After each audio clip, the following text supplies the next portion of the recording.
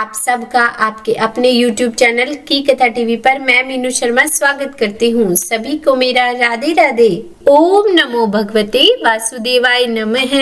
और आज की इस वीडियो में आप रसपान करेंगे वैशाख मास महात्म्य के 23वें अध्याय का, जिसमें श्री सुत देव जी महाराज राजा श्रुत कीर्ति को शंख नामक महायशस्वी ब्राह्मण की कथा सुना रहे हैं, जो कि अध्याय 21 में शुरू हुई थी। तो हो सके तो वीडियो को पूरा देखिएगा, कथा को पूरा सुनिएगा, और अगर वीडियो अच्छी लगे तो लाइक एंड शेयर कीजिएगा, और चैनल पर नए हैं सब्सक्राइब नहीं किया तो सब्सक्राइब भी कर ही दीजिएगा। और हाँ, कमेंट बॉक्स में कमेंट करके भी मुझे जरूर बताइएगा कि आपको ये कथाएं कैसी लग रही है। तो चलिए भगवान श्री गणेश का सर्वप्रथम ध्यान करते हुए हम आज की यह कथा प्रारंभ करते हैं। तो बोलिए श्री गणेश भगवान की जय। शंख नामक महायशस्वी ब्राह्मण से व्याध बोला कि हे ब्राह्मण, आपने समस्त शुभ फल के दाता वैशाखोक्त धर्म विष्णु भगवान के निमित्त बताए हैं। इसीलिए हे प्रभु, वह विष्णु भगवान कैसे हैं, उनके लक्षण और परिणाम क्या है,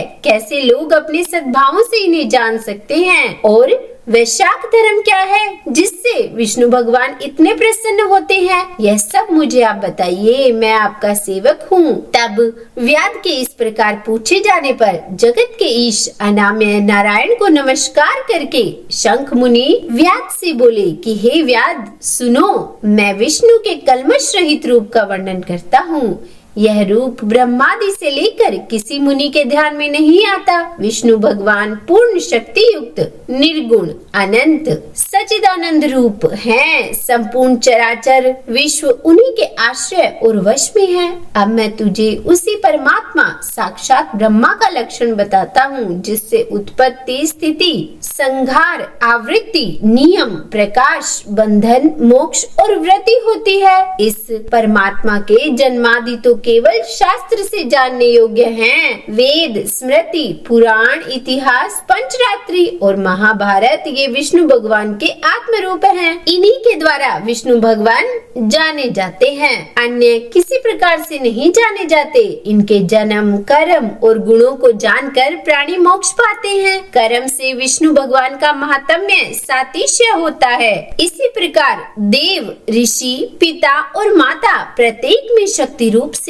भगवान विष्णु विद्यमान रहते हैं। प्रत्यक्ष आगम या अनुमान से, बल और ज्ञान से सुख में प्रथम मनुष्य को उत्तम जानो, फिर ज्ञानादि द्वारा आवृत राजा को सुगुना अधिक जानो, इससे भी तत्वाभिमानी देवताओं को शत गुना अधिक जानो। और देवताओं से सप्त ऋषि बड़े हैं, सप्त ऋषियों से अग्नि, अग्नि से सूर्यादि, सूर्य से बृहस्पति, बृहस्पति से वायु, वायु से इंद्र, इंद्र से पार्वती, पार्वती से जगत गुरु महादेव, महादेव से बुद्धिजीवी और बुद्धि से भी प्राण बलिष्ठ हैं, और प्राण से अधिक कुछ नहीं। और यह संपूर्ण जगत प्राणात्मक है, प्राण ही से सब जगह विस्थित है। नील मेघ के समान प्रभाव युक्त, सबका आधारभूत इसे सूत्र कहते हैं। लक्ष्मी के कटाक्ष मात्र से इनकी स्थिति है। तब व्याध बोला कि वह लक्ष्मी देवादिदेव विष्णु भगवान की एकमात्र कृपा पात्र हैं। विष्णु भगवान से अधिक या समान कोई नहीं है। जीव में यह प्राण नाम सूत्र कैसे हुआ? हे ब्राह्मण, मेरे सामने इसका निर्णय कहिए कि परमात्मा प्राण से परे कैसे हैं। शंख मुनि बोले कि हे व्याध, जो निर्णय तो पूछता है वह सुन। मैं संपूर्ण जीवों द्वारा प्राणाधिक्य के उद्देश्य से कहता हूँ। प्राचीन काल में नारायण भगवान ने कमल योनि में ब्रह्मादिक देवतादिक रच कर कहा, मैं ब्रह्मा को तुम्हारा राजा बनाऊंगा, और जो कोई तुम में सर्वश्रेष्ठ हो उसे तुम युवराज बनाओ, परंतु वह शील, शौर्य और औदार्य आदि गुणों से युक्त होना चाहिए। तब भगवान के ऐसे कहने पर सब देवता इंद्र के पास जाकर परस्पर विवाद करने लगे। कोई सूर्य को सर्वश्रेष्ठ कहता था तो कोई इंद्र को, और कई उनमें से चुपचाप खड़े रहे। जब वे किसी प्रकार निर्णय नहीं कर पाए, तब नारायण भगवान के पास गए और नमस्कार करके उन्हें हाथ जोड़कर कहने लगे कि हे महाराज, हमने आपस में बहुत विचार किया, परंतु हम में से तो कोई भी अधिक श्रेष्ठ नहीं दिखाई देता है। अतः हे प्रभु, आप ही इसका निर्णय करके हमारे संशय को दूर कीजिए। देवताओं के इस प्रकार इस प्रश्न को सुनकर भगवान हंसकर कहने लगे कि मेरे विराट रूप शरीर में से जिसके निकलने से शरीर गिर पड़े और फिर उसके प्रवेश होने से खड़ा हो जाए, वही सब देवताओं में अधिक श्रेष्ठ है और कोई नहीं। यह सुनकर देवताओं ने तथास्तु कहा। तब जयंत नाम का देवता भगवान के पांव से निकल गया। तब उसको पंगु कहने लगे। गुहेंद्रियों में से दक्ष नाम प्रजापति निकल गए। तब उसे षंड कहने लगे।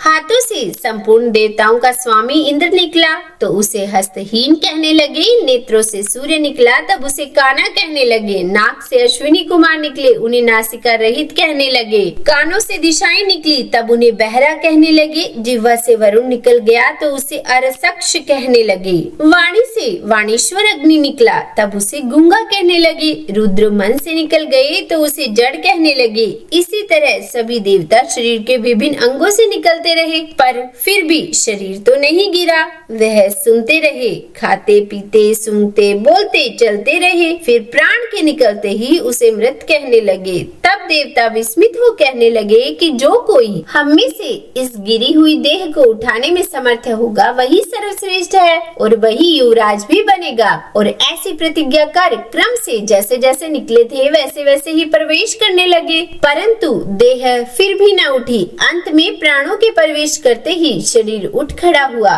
तब देवताओं ने निश्चय किया कि बल, ज्ञान, धैर्य, वैराग्य और जीवन से भी अधिक यह प्राण समस्त देवताओं का अधीश्वर और व्यापक है। इसीलिए प्राण को ही युवराज बनाए और उसके समानार्थ सामवेद का गान करने लगे। इसीलिए स्थावर और जंगमात्मक यह सृष्टि प्राणात्मक है, अधिक बलवान और सब जीवों का अंतरात्मा भिन्न भिन्न कर्मों का संपादन करने वाला है। बिना प्राणों के संसार में कुछ वृद्धि भी नहीं होती, न कुछ रहता है। यही प्राण देवात्मक और सर्वदेव में व्यापक और वासुदेव भगवान का अनुव्रती और वशीभूत है। इसी से प्राण को विष्णु भगवान का बड़ा सहायक कहते हैं। विष्णु भगवान का ऐसा महात्म्य और लक्षण जानकर जीव पूर्व जन्म मानुबद्ध शरीर त्याग कर नारायण के समीप परम धाम को जाता है। शंख मुनि के ऐसे वाक्यों को सुनकर व्याध प्रसन्न होकर कहने लगा कि हे सर्वेश्वर, प्राण की महिमा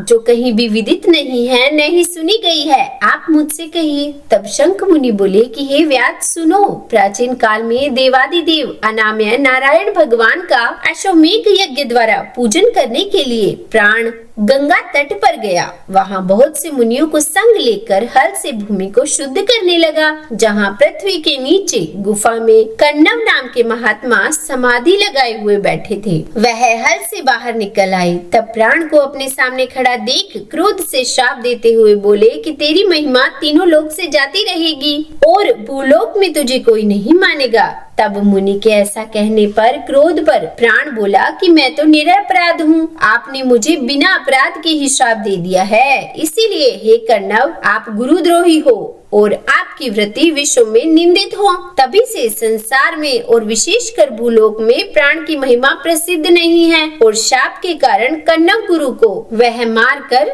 सूर्य का शिष्य हुआ। हे व्याध, जो कुछ तुमने मुझसे पूछा वह सब तुम्हारे सामने मैंने तुमसे कहा। अब अगर तुम कुछ और मुझसे पूछना चाहते हो तो वह भी पूछो, इस बारे में कुछ भी विचार मत करो। तो बोलिए विष्णु भगवान की जय। आज का यह 23वां अध्याय यही संपूर्ण हुआ। अब इसके आगे व्याध ने मुनि शंख से क्या पूछा यह हम जानेंगे कल 24वें अध्याय में। तो उम्मीद करती हूँ आज की यह वीडियो आपको पसंद आई होगी। अगर अच्छी लगी हुई वीडियो तो लाइक एंड शेयर कीजिएगा और चैनल पर नए हैं सब्सक्राइब नहीं किया तो सब्सक्राइब भी कर ही दीजिएगा। और कमेंट बॉक्स में राधे राधे लिखना बिल्कुल भी मत भूलिएगा। तो बोलिए राधे राधे।